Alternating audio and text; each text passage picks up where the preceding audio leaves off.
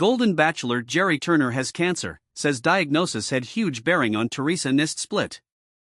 The Golden Bachelor star Gerry Turner has cancer. The 72-year-old shared the health news in an interview with People published Wednesday. He said he received his diagnosis weeks before he split from his now ex-wife, Theresa Nist, 71, earlier this year. As Theresa and I were trying very hard to find our lifestyle and where we were going to live and how we were going to make our life work, I was unfortunately diagnosed with cancer, Turner revealed. The reality star explained that he found out about his cancer after he finally went to an orthopedic surgeon for a shoulder injury from 3 years ago. Turner said he was diagnosed with a slow-growing bone marrow cancer with a really long name called Waldenström's macroglobulinemia. Unfortunately, there's no cure for it. So that weighs heavily in every decision I make, he said.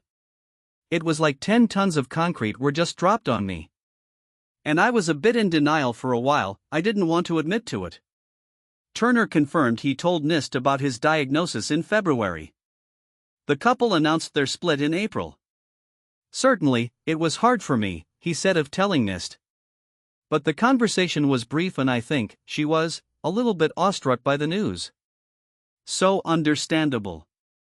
He continued, I wanted my life to continue on as normal as possible, and that led me to believing that as normal as possible more meant spending time with my family, my 2 daughters, my 2 son-in-laws, my granddaughters. And the importance of finding the way with Theresa was still there, but it became less of a priority.